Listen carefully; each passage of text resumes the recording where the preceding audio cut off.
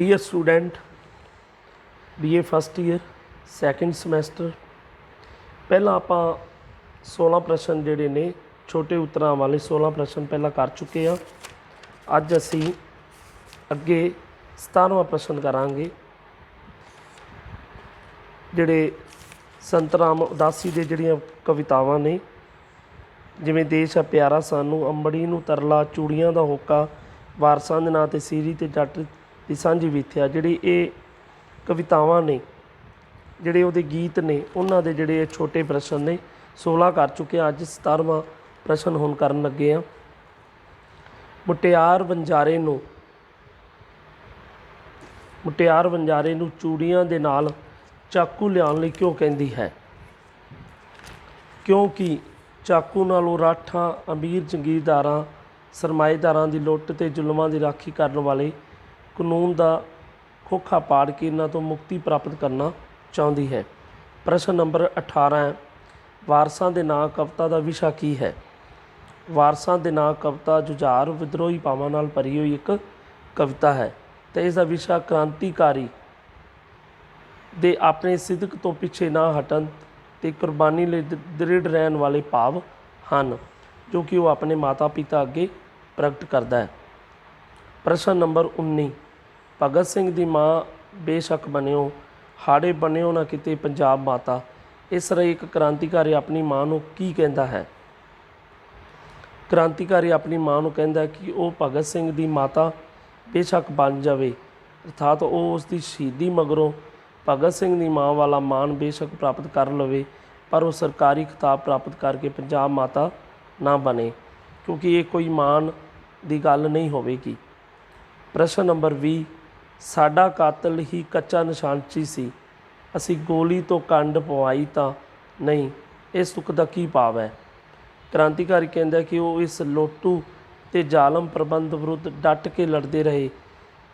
ਇਹ ਤਾਂ ਉਹਨਾਂ ਦਾ ਕਾਤਲ ਹੀ ਕੱਚਾ ਨਿਸ਼ਾਨਚੀ ਸੀ, ਕਿਉਂਕਿ ਉਹ ਸਾਨੂੰ ਗੋਲੀ ਨਾ ਮਾਰ ਸਕਿਆ, ਜਦ ਕਿ ਉਹ ਕਦੇ ਵੀ ਆਪਣੇ ਸੰਘਰਸ਼ ਵਿੱਚ ਪਿੱਠ ਨਹੀਂ ਸੀ ਦਿਖਾਈ, ਸਗੋਂ ਅੱਗੇ ਹੀ ਵੱਧਦੇ ਰਹੇ। ਵਾਰਸਾਂ ਦੇ ਨਾਂ ਕਵਿਤਾ ਜੁਝਾਰੂ ਕੀ ਸੰਕਲਪ ਕਰਦਾ ਹੈ? ਕਿ ਉਹ ਤੇ ਉਸ ਦੇ ਸਾਥੀ ਆਪਣਾ ਖੂਨ ਡੋਲ ਕੇ ਲੋਕਾਂ ਦੇ ਗਮਾਂ ਦੀ ਪੰਡ ਹੌਲੀ ਕਰਨਗੇ ਅਤੇ ਆਪਣੇ ਹੱਕਾਂ ਦੀ ਫਸਲ ਦੀ ਲੁੱਟ ਨਹੀਂ ਹੋਣ ਦੇਣਗੇ। ਪ੍ਰਸ਼ਨ ਨੰਬਰ 22, ਵਾਰਸਾਂ ਦੇ ਨਾਂ ਕਵਿਤਾ ਦਾ ਕੇਂਦਰੀ ਭਾਵ ਲਿਖੋ। ਉੱਤਰ ਵਿੱਚ ਆਪਾਂ ਲਿਖਾਂਗੇ, ਕ੍ਰਾਂਤੀਕਾਰੀ ਆਪਣੇ ਮਾਪਿਆਂ ਤੋਂ ਆਸ ਕਰਦੇ ਹਨ ਕਿ ਉਹਨਾਂ ਬਾਰੇ ਕੋਈ ਫਿਕਰ ਨਾ ਕਰਨ ਅਤੇ ਉਹ ਭਗਤ ਸਿੰਘ ਦੀ ਮਾਤਾ ਵਰਗੇ ਜੇਰਾ ਰੱਖਣ। ਉਹ ਉਹਨਾਂ ਦੇ ਵੀਰਾਂ ਨੂੰ ਵੀ ਉਹਨਾਂ ਦੇ ਰਾਹ ਉੱਪਰ ਹੀ ਤੋਰਨ। ਉਹ ਆਪਣੇ ਬਾਪੂ ਨੂੰ ਵਿਸ਼ਵਾਸ ਦਿਵਾਉਂਦੇ ਹਨ ਕਿ ਉਸ ਦੇ ਗਮ ਘਟਾਉਣ ਲਈ ਸੰਘਰਸ਼ ਕਰਨਗੇ ਅਤੇ ਜਾਨ ਦੇ ਕੇ ਵੀ ਆਪਣੇ ਹੱਕਾਂ ਦੀ ਰਾਖੀ ਕਰਨਗੇ। ਪ੍ਰਸ਼ਨ ਨੰਬਰ 23, ਸੀਰੀ ਤੇ ਜੱਟ ਦੀ ਸਾਂਝੀ ਵਿਥਿਆ ਦੇ ਨਾਂ ਕਵਿਤਾ ਦਾ ਵਿਸ਼ਾ ਕੀ ਹੈ? ਤਾਂ ਉੱਤਰ ਵਿੱਚ ਲਿਖਾਂਗੇ ਆਪਾਂ, ਇਸ ਕਵਿਤਾ ਵਿੱਚ ਕਵੀ ਨੇ ਸਾਰਾ ਸਾਲ ਖੇਤਾਂ ਵਿੱਚ ਹੱਡ ਭੰਨ ਕੇ ਮਿਹਨਤ ਕਰਨ ਵਾਲੇ ਛੋਟੇ ਕਿਸਾਨਾਂ ਅਤੇ ਉਸਦੇ ਸੀਰੀ ਦੀ ਕੰਗਾਲੀ ਭਰੀ ਜ਼ਿੰਦਗੀ ਨੂੰ ਵਿਸ਼ੇ ਦੇ ਰੂਪ ਵਿੱਚ ਪੇਸ਼ ਕਰਨ ਦੇ ਨਾਲ ਹੀ ਇਸ ਸਾਰੀ ਸਥਿਤੀ ਨੂੰ ਬਦਲ ਕੇ ਰੱਖ ਦੇਣ ਵਾਲੀ ਕ੍ਰਾਂਤੀ ਦੀ ਗੱਲ ਕੀਤੀ ਹੈ। ਪ੍ਰਸ਼ਨ ਨੰਬਰ 24, ਲਿਆ ਤੰਗਲੀ ਨਸੀਬਾਂ ਨੂੰ ਫੋਲੀਏ, ਤੂੜੀ ਵਿੱਚੋਂ ਪੁੱਤ ਜਗਿਆ, ਕਾਵ ਸਤਰ ਤੋਂ ਕੀ ਭਾਵ ਹੈ? ਤਾਂ ਸਾਰਾ ਸਾਲ ਖੇਤਾਂ ਵਿੱਚ ਮਿਹਨਤ ਕਰਨ ਦੇ ਬਾਵਜੂਦ ਜਦੋਂ ਜੱਟ ਛੋਟੇ ਕਿਸਾਨ ਉਸਦੇ ਸੀਰੀ ਦੇ ਪੱਲੇ ਕੁਝ ਨਹੀਂ ਪਿਆ, ਤਾਂ ਜੱਟ ਸੀਰੀ ਦੇ ਗੱਲ ਲਾ ਕੇ ਰੋਣ ਲੱਗ ਪਿਆ, ਤਾਂ ਉਸ ਨੂੰ ਪਿਆਰ ਨਾਲ ਪੁੱਤ ਜੱਗਾ ਕਹਿ ਕੇ ਸੰਬੋਧਨ ਕਰਦਿਆਂ ਕਹਿਣ ਲੱਗਾ ਕਿ ਉਹ ਤੰਗਲੀ ਲਿਆਵੇ, ਤਾਂ ਜੋ ਬੋਲ ਦੀ ਬਚੀ ਹੋਈ ਤੂੜੀ ਨੂੰ ਫੋਲ ਕੇ ਦੇਖਣ ਕਿ ਉਹਨਾਂ ਦੇ ਨਸੀਬਾਂ ਵਿੱਚ ਕੀ ਹੈ। ਅਰਥਾਤ ਸਾਰਾ ਸਾਲ ਮਿਹਨਤ ਕਰਨ ਦੇ ਬਾਵਜੂਦ ਸ਼ਾਹੂਕਾਰਾਂ ਅਤੇ ਬੈਂਕਾਂ ਦੀਆਂ ਦੇਣਦਾਰੀਆਂ ਕਰਕੇ ਉਸਦੇ ਪੱਲੇ ਕੇਵਲ ਤੂੜੀ ਹੀ ਪਈ ਹੈ ਅਤੇ ਸਾਰਾ ਸਾਲ ਖਾਣ ਲਈ ਇੱਕ ਦਾਣਾ ਨਹੀਂ ਬਚਿਆ। ਪ੍ਰਸ਼ਨ ਨੰਬਰ 25, ਪੇੜ ਵਿੱਚੋਂ ਨਿਕਲਦੀ ਅਤੇ ਸ਼ਾਹੂਕਾਰ ਦੇ ਗੋਦਾਮ ਵਿੱਚੋਂ ਨਿਕਲਦੀ ਕਣਕ ਦਾ ਰੂਪ ਕਿਹੋ ਜਿਹਾ ਹੁੰਦਾ ਹੈ? ਪੇੜ ਵਿੱਚ ਨਿਕਲਦੀ ਕਣਕ ਨੂੰ ਆਪਣੇ ਗਲ ਪਾਉਣ ਲਈ ਪਾਟੀਆਂ ਲੀਰਾਂ ਹੀ ਜੁੜਦੀਆਂ ਹਨ, ਪਰ ਅਰਥਾਤ ਉਸ ਦਾ ਕੋਈ ਮੁੱਲ ਨਹੀਂ ਪੈਂਦਾ। ਪਰ ਇਹ ਕਣਕ ਕੱਲ੍ਹ ਨੂੰ ਜਦੋਂ ਸ਼ਾਹਾਂ ਦੇ ਗੋਦਾਮਾਂ ਵਿੱਚੋਂ ਨਿਕਲ ਕੇ ਦੂਨੇ ਮੁੱਲ ਵਿਕੇਗੀ ਤਾਂ ਉਹ ਸੋਨੇ ਦਾ ਪਟੋਲਾ ਬਣ ਜਾਵੇਗੀ। ਪ੍ਰਸ਼ਨ ਨੰਬਰ 26, ਜੱਟ ਕਿਸਾਨ ਆਪਣੀ ਧੀ ਨੂੰ ਕੀ ਕਹਿੰਦਾ ਹੈ? ਜੱਟ ਕਿਸਾਨ ਆਪਣੀ ਧੀ ਨੂੰ ਕਹਿੰਦਾ ਹੈ ਕਿ ਉਸ ਨੂੰ ਸਮਝ ਨਹੀਂ ਆਉਂਦੀ ਕਿ ਉਹ ਉਸ ਦੀਆਂ ਜਵਾਨ ਸਧਰਾਂ ਨੂੰ ਕਿਹੜੇ ਭੜੋਲੇ ਵਿੱਚ ਪਾ ਕੇ ਬੰਦ ਕਰ ਦੇਵੇ। ਸਾਡੀਆਂ ਸਮਾਜਿਕ ਕਦਰਾਂ ਕੀਮਤਾਂ ਨੇ ਤਾਂ ਵੱਢ ਕੇ ਖਾ ਲਿਆ ਹੈ, ਵੱਢ ਕੇ ਖਾ ਜਾਣ ਵਾਲੀਆਂ ਸੋਚਾਂ ਦਾ ਰੂਪ ਧਾਰਿਆ ਹੋਇਆ ਹੈ। ਉਸ ਲਈ ਇਹਨਾਂ ਦੇ ਖਰਚੇ ਹੀ ਪੂਰੇ ਨਹੀਂ ਹੋ ਸਕਦੇ।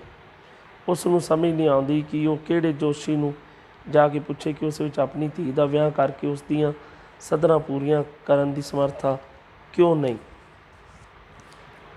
ਪ੍ਰਸ਼ਨ ਨੰਬਰ 27, ਜੱਟ ਸ਼ਾਹੂਕਾਰ ਨੂੰ ਕਿਉਂ ਤੇ ਕਿਸ ਤਰ੍ਹਾਂ ਲਲਕਾਰਦਾ ਹੈ? ਉੱਤਰ, ਜੱਟ ਆਪਣੇ ਸਾਰੇ ਸਾਲ ਦੀ ਮਿਹਨਤ ਦੀ ਲੁੱਟ ਹੁੰਦੀ ਦੇਖ ਕੇ ਜਾਗਰਿਤ ਹੁੰਦਾ ਹੈ।